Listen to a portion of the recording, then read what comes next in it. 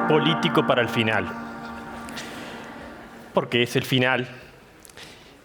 Mi hija me preguntaba antes de venir, mi hija mayor estudia biotecnología y yo le había mostrado videos de congresos del futuro anteriores y me preguntaba, quizás lo mismo que se pregunten ustedes, ¿qué vas a hacer tú, papá, político y abogado, hablando en un congreso donde tantos científicos, tantos desarrolladores tecnológicos muestran las maravillas de la ciencia y la tecnología y todo lo que eso implica para la humanidad?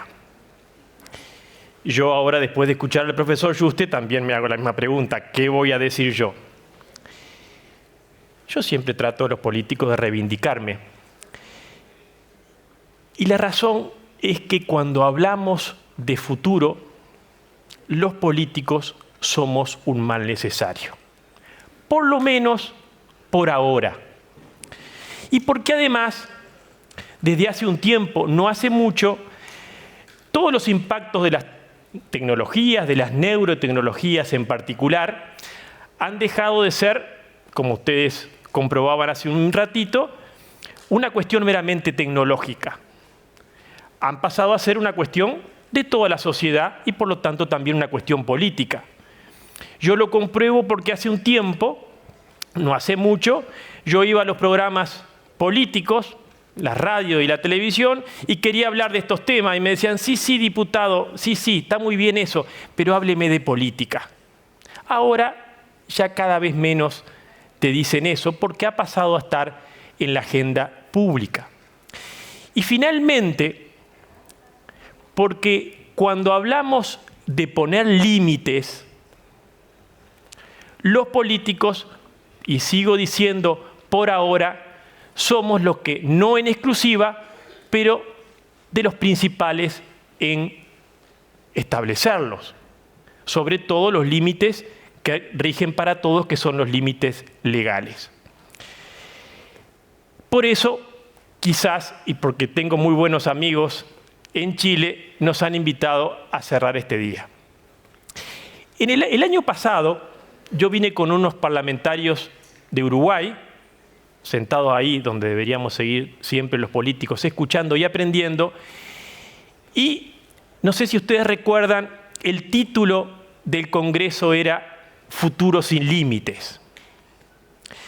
Y a mí me quedó aquello, futuro sin límites. Y realmente cuando uno mira la enorme cantidad de descubrimientos, de avance, uno dice, sí, realmente el futuro sin límites. Cuando me invitaron a este congreso, busqué el titulito y el titulito decía, ¿qué hacemos? Y entre las cosas que, valga la paradoja, entre las cosas que tenemos que hacer es poner límites. Como todo en la vida, hay que poner límites ¿para qué? Para conseguir mejores resultados a esas fuerzas que queremos limitar. No para frenarlas, sino para canalizarlas. Y a ustedes se les ocurrirá una enorme cantidad de ejemplos. En este caso, el afán, vamos a poner la parte buena, el afán científico también tiene que tener límites. Es muy bueno que el afán siga de parte de los científicos, pero es bueno que la sociedad también pueda decir, por aquí sí, por aquí no. Pensando en qué y para qué son los límites. Los límites son para proteger, ni más ni menos, aquellos bienes que nos parecen que son superiores. Por lo menos por ahora. El profesor Juste recién enumeraba esos bienes mayores que queremos proteger con los neuroderechos. Los neuroderechos, en otras palabras, son límites. Límites a las neurotecnologías, que como bien escucharon ustedes y saben muy bien, tiene una enorme cantidad de beneficios. Hay algunos riesgos que también valientemente el profesor Juste los mencionaba, hay que limitarlos. Y de eso se trata. ¿Por qué? Porque si hay algo que no podemos desconocer, son los riesgos, que realmente son muy graves y, como bien se dice, son riesgos existenciales.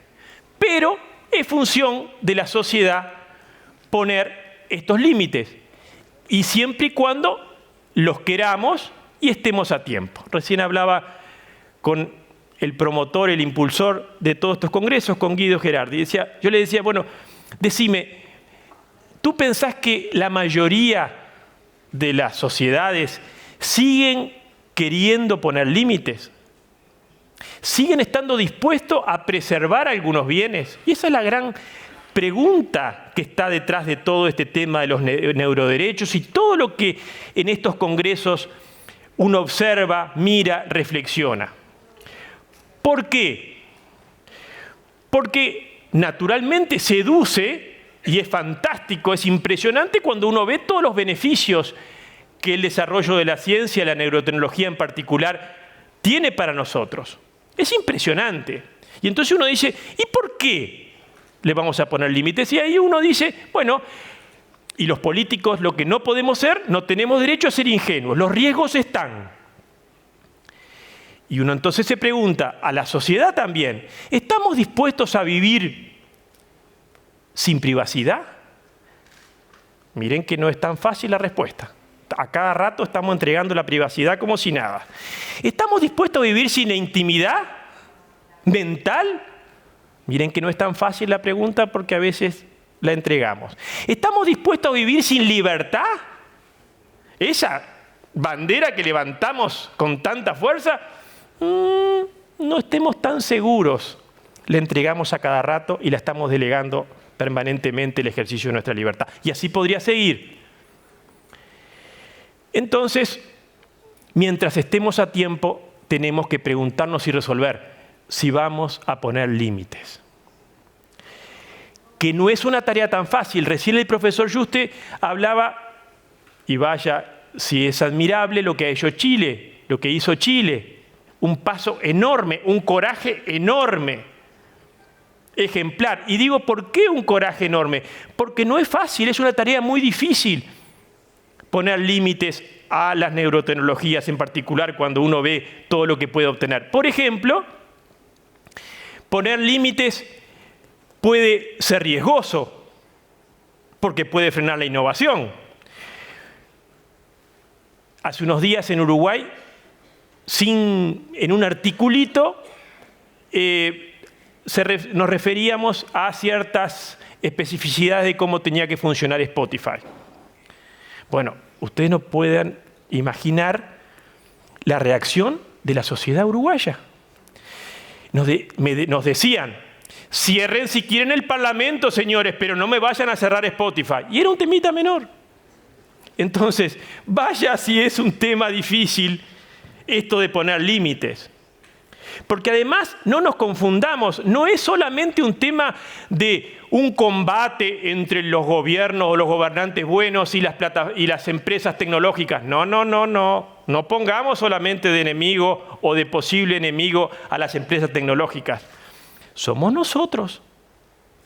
Somos la sociedad la que estamos pidiendo todo y ya.